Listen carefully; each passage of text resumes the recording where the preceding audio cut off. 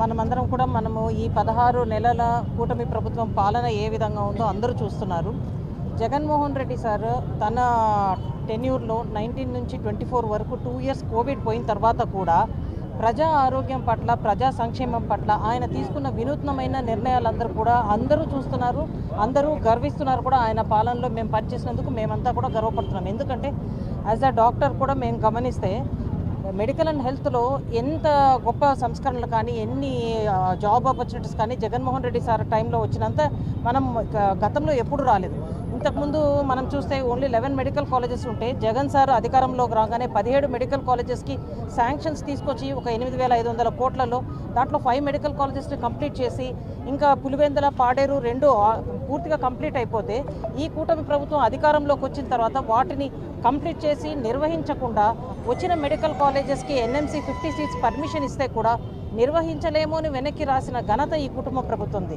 ఇంకొక 5,000 కోట్లు పెడితే ఈ మిగిలిన మెడికల్ కాలేజెస్ కూడా పూర్తి అయిపోతాయి, వాటిని ప్రజల్లోకి తీసుకొస్తాము, బీదా బిక్కి అందరూ ఎవరైతే కనుక డౌన్ ట్రాడన్ పీపుల్ ఉంటారో వాళ్ళందరికీ ఉపయోగపడుతుంది అన్న విధానం లేకుండా వాటిని పీపీపీ మోడ్లో ప్రైవేటీకరణ చేయడానికి ముందుకెళ్తున్న ఈ ప్రభుత్వ విధానాన్ని వ్యతిరేకిస్తూ మేమందరం కూడా ఈరోజు మా పార్టీ అధినాయకుడు వైఎస్ జగన్మోహన్ రెడ్డి గారి పిలుపు మేరకు దళిత సంఘాలందరం కూడా ఈరోజు ఈ కార్యక్రమం చేయడం జరిగింది. మేమందరం కూడా దళిత నాయకులం అందరం కూడా మేము ఈ ప్రైవేటీకరణను వ్యతిరేకిస్తున్నాం. ఎందుకంటే ఇప్పటికి కూడా సొసైటీలో డౌన్ ట్రాడన్ పీపుల్ ఎవరైతే ఎక్కువ శాతం ఇంకా ఎస్సీ ఎస్టీ పీపులే ఉన్నారో వీళ్ళందరూ కూడా ఏదైనా ఒక ఆరోగ్యం బాగాలేనప్పుడు కార్పొరేట్ వైద్యానికి వాళ్ళు వెళ్ళలేరు. సో వాళ్ళందరికీ కూడా ఒక మెడికల్ కాలేజ్ అన్నది వస్తే సూపర్ స్పెషాలిటీ సర్వీసెస్ వస్తుంది. ఎప్పుడు ప్రొఫెసర్స్, అసిస్టెంట్ ప్రొఫెసర్స్, పీజీస్ అందరూ అందుబాటులో ఉంటారు. మెరుగైన వైద్యము మెడికల్ కళాశాల వస్తే ఆ చుట్టుపక్కల ఉండే ఏరియాస్ అందరికీ కూడా అందుతుంది. అది ప్రజలకు ఎప్పుడు ఒక గవర్నమెంట్ ఒక సర్వీస్ సెక్టార్లో చేయాల్సిన బాధ్యత గవర్నమెంట్ది. దాన్ని ప్రైవేట్ వాళ్ళకి ఇస్తే వాళ్ళు ఎంతవరకు వాళ్లకు ప్రాఫిట్ ఉన్నంత వరకు వాళ్ళు చేస్తారు, ఆ తర్వాత ఎవరు బాధ్యత తీసుకుంటారు? సో ఇదొకటే కాకుండా ఒక పేద పిల్లలు వాళ్ళందరూ కూడా ఉన్నతమైన విద్యను అభ్యసించాలంటే ఈరోజు పీపీపీ మోడ్లో పోయినప్పుడు మనకి ఏ విధంగా ఆ సీట్లు వాళ్ళు అమ్ముకునే పరిస్థితి ఉంటుంది. మరి పేద పిల్లలు ఎలా చదవాలి? సో గవర్నమెంట్ డెఫినెట్గా వాళ్ళ డెసిషన్ని వెనక్కి తీసుకునే వరకు మేమందరం వైసీపీ పార్టీలో ఎస్పెషల్లీ ఎస్సీ సెల్ విభాగం నుంచి కూడా మేమందరం కూడా పోరాడతాం. ఈరోజు కడప జిల్లాలో మా ఎస్సీ సెల్ అధ్యక్షులు వెంకటేశ్వర్ల అన్న ఆధ్వర్యంలో మేమందరం కూడా ఈ కార్యక్రమం చేయడం జరిగింది. ఇది ఒకటే కాకుండా విజయవాడ నడిబొడ్డులో అంబేద్కర్ గారికి ఇచ్చిన గౌరవం మనమందరం కూడా చూస్తున్నాము. జగన్మోహన్ రెడ్డి సార్ టైంలో అంత పెద్ద విగ్రహం, దేశంలోనే పెద్ద విగ్రహాన్ని పెట్టి అక్కడ ఒక షాపింగ్ కాంప్లెక్స్ ఇవన్నీ కూడా గవర్నమెంట్ నిర్వహించేలాగా తీసుకొస్తే ఈరోజు దాన్ని కూడా ప్రైవేట్ వాళ్ళు నిర్వహించే విధంగా కార్యాచరణలు తీసుకోవడము. యాక్చువల్గా ఈ ప్రైవేట్ మెడికల్ కాలేజెస్ కూడా ఇంత నిరసన వెల్లువెత్తన వస్తున్నా కూడా టెండర్స్కి పిలవడము ఇవన్నీ కూడా మేము నిరసిస్తున్నాము.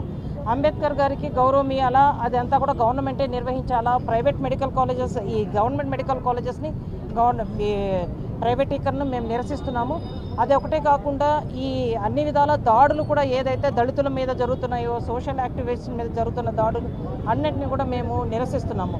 ఈరోజు మేము కడప జిల్లాలో దళిత సంఘంలో వైఎస్ఆర్సీపీ విభాగంలోని దళిత సంఘ నాయకులు మేమంతా కూడా ఈ విషయాల మీద మేము పోరాటం చేస్తున్నాం. వైఎస్ఆర్ కాంగ్రెస్ పార్టీ రాష్ట్ర పిలుపు మేరకు ఈ రాష్ట్రంలో ఉన్నటువంటి దళిత సంఘాలన్నీ కూడా రోడ్ల మీదకి వచ్చి అంబేద్కర్ విగ్రహాల దగ్గర నిరసన తెలపడానికి ముఖ్య కారణం. ఎందుకంటే మాజీ ముఖ్యమంత్రి జగన్మోహన్ రెడ్డి గారు ఆయన ఒక దూరదృష్టితో స్వాతంత్రం వచ్చినప్పటి నుంచి కూడా 7 ఉన్నటువంటి మెడికల్ కాలేజీలను ఈరోజు 17 మెడికల్ కాలేజీలు కొత్తగా పెట్టడం, వాటి ద్వారా పేద దళిత బడుగు బలిగిన వర్గాలందరికీ కూడా విద్య కావచ్చు, వైద్యం కావచ్చు, అవన్నీ కూడా అందుబాటులోకి ఉండాలని చెప్పేసి ఒక మంచి ఉద్దేశంలో ఆయన పెడితే, ఈరోజు కూటమి ప్రభుత్వం అధికారంలోకి వచ్చిన తర్వాత ఈ ప్రైవేట్ కాలేజీలన్నీ కూడా ప్రైవేట్ పరం అంటే వాళ్ళ బినామీలకు అప్పజెప్పాలని చెప్పి దాంట్లో వచ్చినటువంటి కమిషన్లన్నీ కూడా కూటమి ప్రభుత్వానికి అదేవిధంగా తెలుగుదేశం పార్టీ నాయకులకు చెందాలని చెప్పేసి ఒక దురుద్దేశంతో ఈరోజు అన్నీ కూడా ప్రైవేట్ పరం చేయడం మేము వైఎస్ఆర్ కాంగ్రెస్ పార్టీ దీన్ని తీవ్రంగా ఖండిస్తూ ఉన్నాం. ఎందుకంటే ఏ దళితులు కానీ పేద వర్గాలు కానీ బలహీన వర్గాలు కానీ చదవాలంటే ఈ ప్రైవేట్ కాలేజీలో కోట్లు పెట్టి విద్యను కొనలేరు. ఎవరు కూడా మెడికల్ సీట్లకు పోవాలంటే ధనికులు మాత్రమే చేరే అవకాశం ఉంటుంది ప్రైవేట్ పరం చేస్తే. అవన్నీ ఉండకూడదని చెప్పేసి మేమంతా కూడా రోడ్ల మీదకి వచ్చి దీన్ని ఆపేంత వరకు కూడా మేము పోరాటం చేయడానికి సిద్ధంగా ఉన్నాం. అదేవిధంగా విజయవాడ నడిబొడ్డులో ఉన్నటువంటి అంబేద్కర్ విగ్రహాన్ని కూడా ప్రైవేట్ పరం చేయడం అంటే కేవలం కక్ష సాధింపు ధోరణితోనే దళితులకు ఇంత పెద్దపీట వేయడమా అని చెప్పేసి ప్రభుత్వం లేకుండా ప్రైవేట్ పరం చేస్తే దాన్ని అధ్వాన స్థితిలోకి తేవాలని చెప్పేసి ఒక దురుద్దేశంతోనే ఈరోజు చంద్రబాబు నాయుడు చేస్తున్నారు తప్పితే ఇంకోటి కాదు. దీన్ని అయితే మేము తీవ్రంగా ఖండిస్తూ ఉన్నాం.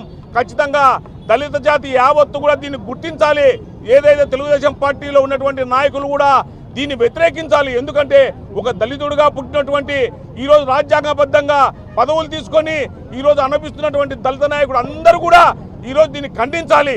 అంబేద్కర్ విగ్రహాన్ని ప్రైవేట్ పరం చేయడం ఖచ్చితంగా తెలుగుదేశం పార్టీ నాయకులకి బుద్ధి వచ్చే విధంగా అందరూ రాజీనామా చేసి ఈరోజు ఈ ఉద్యమంలో పాల్గొనాలని చెప్పేసి మేము తెలియజేస్తా ఉన్నాం.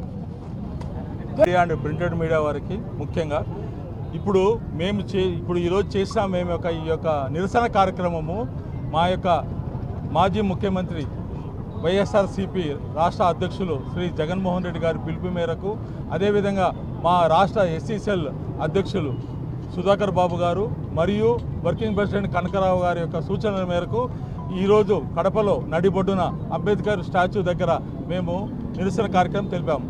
ముఖ్యంగా నేను ఒకటే చెప్పదలుచుకున్నాను, చంద్రబాబు నాయుడు ఇచ్చిన హామీలు ఏది నెరవేర్చలేదు, ఇంకా కూలుస్తూ పోతున్నాడు.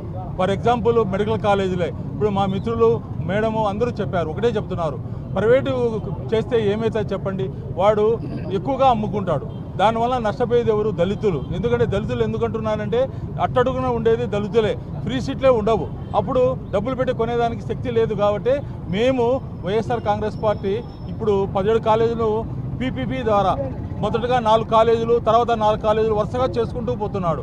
దాన్ని ఎలాగైనా సరే మేము ఆఫ్ చేయాలని ప్రయత్నిస్తున్నాము. కాకపోతే మా మాట వినడు.